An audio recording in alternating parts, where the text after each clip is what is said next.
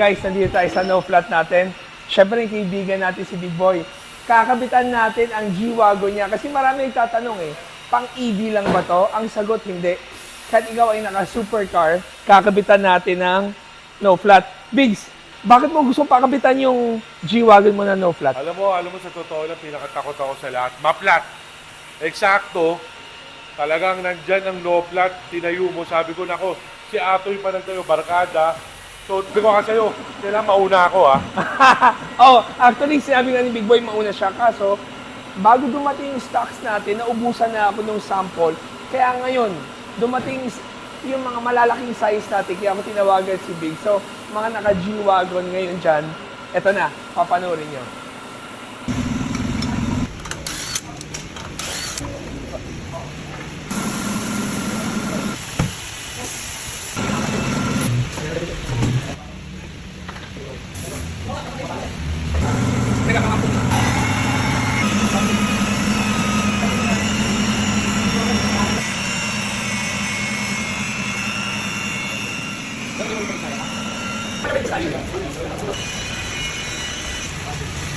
Okay guys, ngayon nakita nyo na after linisan, ito na ikakabit na natin tong no flat sa gulong ni Big Boy Cheng. So yan, ito yung lapad niya, ilalagay natin. Ito, dapat ganyan siya kalinis. You know? Ramdam niya yung lagkit para kumapit siya ng maganda. So, abangan nyo.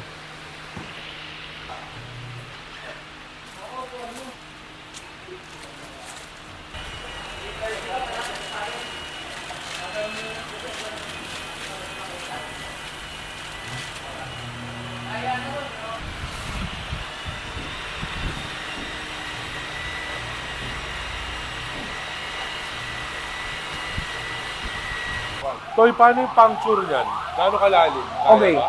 Alam mo, ang kaya iprotektado niyan, lahat ng klaseng concrete nail, kaya niya. Pero syempre, Bigs, pag yung mga rebars, hindi na kaya. Kahit gano'ng kalalim, walang connection yung lalim. Maliit or malalim man yan, pag tinanggal mo, So, pag ginano, pasok. Hindi, pero... Oo.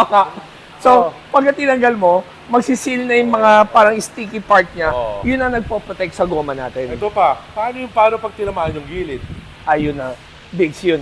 Wala na tayong magagawa. Malas na yun. Malas na yun kasi usually man, tiyatama ka ng sidewall. Kung nagkamali ka rin bangketa, merong maturi sa party, umaatras ka sa parking, hindi mo natansya, Wag lang yung gilid. wag lang yung Ito gilid. ba, paano yung mga BYD, mga electric cars?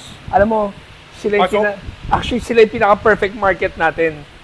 Talaga pinarating natin itong gamit na to para sa mga electric cars. Nagulat lang ako, maraming Nissan Patrol, LC300, Super Grandia, at saka ikaw, tulad mo, naka-G-Wagon, gusto lagyan ng no flat. So, mostly pag yan ako yung tao, bakit? Ang lagi nilang rason, kahit naman may spare tire ako, ayoko naman yung driver ko, dumi-dumi, mag-iintay pa ako, ma-hold up pa ako sakali.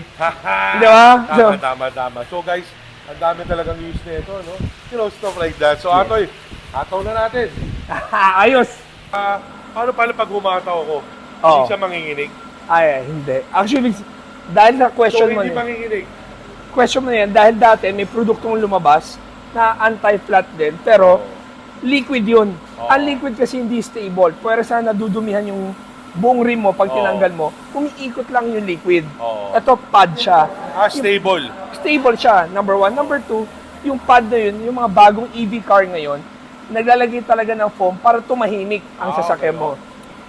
Ito isa sa mga last question, pasensya na ang kulit ko. Hindi, damihan mo pa para makita ng mga viewers Paano natin. kunyari na ganun ako ng pako? Paano yung reading ng tayo ko, yung TPS? Ma-detect pa niya? Okay, Big. Yung TPMS, yan yung nakadikit doon. TPMS pala. Yun ang nakadikit doon sa mag wheels mo. Ang tanong mo kung maapektuhan siya kung kinabitan natin yung no flat, hindi siya maapektuhan. Nice. Dahil kailangan mo lang naman protektuhan. Pag nag-i-install ka, iingatan mo yung katabi ng pito. So sa installer, ang dapat magaling doon. Okay. Paano pag napudpud na? Pag napudpud na, obligado mo nang palitan, pati yung ano mo, pati yung goma mo. Kasi magpapagawa ang Eurotex sa'yo eh. Yes! Paano pag napudpud? Siyempre, hindi. Ang life kasi ng pad natin, hanggat mapudpud yung goma mo. Ayun ang buhay niya. Yes, kaya ang sinasuggest namin, bago ka magpakabit ng no flat natin, dapat bago sana ang goma mo, para Para ma-maximize mo yung tibay. sulit. Yes. Okay, bago dapat ang goma, para sulit. At saka, Bigs, tiyatanong ng tao, gaano katagal ba itong naglalast, nag-expire ba to? Oo. Hindi to nag-expire. Hanggat mag-expire na sa pudpud yung goma mo, tsaka mo lang papalitan. Huwag kang mag-expire sa putpun ng goma mo, tsaka mo papalitan. Ayos. Paano pala pag mga taga-probinsya? Paano Okay. pag wala pang dealer doon? Ano dapat nilang gawin? Okay, Bigs, maganda yung question mo na yan. Kasi kung ikaw ay taga Baguio at gusto mo bumili ng product natin, wala pa akong dealer doon, pwede kayong bumili ng goma sa amin na may kasama ng no flat at ipapadala namin sa Baguio. Pero perfect sa ano yun kung ang goma mo ay papudpud na. Oo. Kasi pag bago pa, ang hirap naman na papadala mo pa yung goma sa amin. Pero pwede. Oo. Or sa nearest katiwala nyo, bilihan nyo ng goma, Tapos padala dito, papadala dito, gawin nyo, padala ulit doon. Okay, okay. Okay guys, Bigs, gusto nila explain kasi marami nagtatanong. Oo. Meron kasi kami isang kliyente Lapit? na-flatad siya. Oo. Nung na-flatad siya, nagreklamo siya sa amin, akala ba no flat? Wala kaming masagot kundi buksan muna natin ano ba nangyari sa goma. Pagbukas ng goma niya, yung pako katabi nung no flat. So naintindihan ng kliyente na Lalusutan. nalusutan siya pero yung chances nun sobrang naman malas. Oo, malas. Pero kaya ang isasabi naman hindi kami 100% na guaranteed na no flat ka Pero, dahil pero at least may chance na, may konting chance lang na ma-flat ka, pero kumpiyansa ka pa rin. oo, kasi ang binabayaran mo dito hindi yung halaga yung peace of mind mo, okay, yung safety ng family member mo, lalabig sa mga anak natin. Hindi ba sila marunong magpalit ng gulong sa gitna ng kalye? Mismo ako rin. Kaya tayo, Oo. di ba? So, yun, perfect siya sa mga ganun. So guys no flat, hassle-free. Pumunta lang kayo dito kay Atoy. May gate na no flat yan, West Avenue. Pumasok lang kayo, pakabit nyo na. Ha? Okay, Ayos. thank you, Mari. May tanong ko.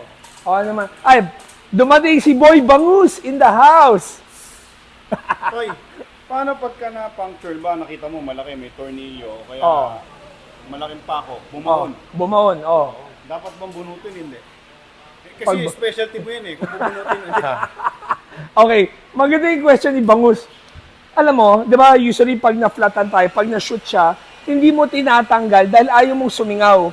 Pero pag no-flat ka na, kahit na bunutin mo yan, hindi sisingaw ang hangin mo dahil protektado ka. Protektado ka, tandaan nyo yan, ha? Kailangan, hindi na light, parang komando.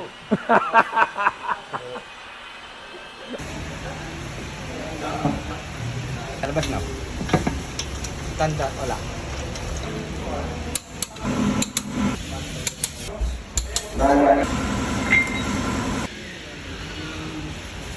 Okay guys, nakapitan na natin ang G-Wagon ni Big Boy Cheng. So, protektado na si Big Boy Cheng ngayon sa mga pako at butas. No flat! I love you 69,000 times a day. Of course, I love you, Atoy. Maraming salamat. Yes! Thank you. No flat. Ayos.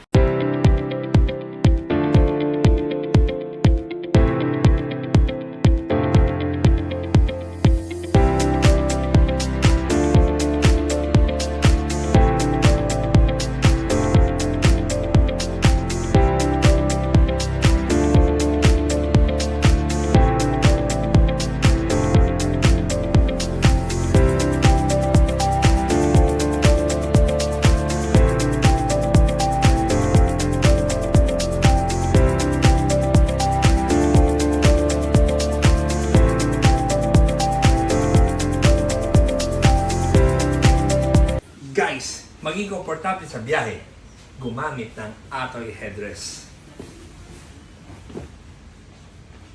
100% Filipino product.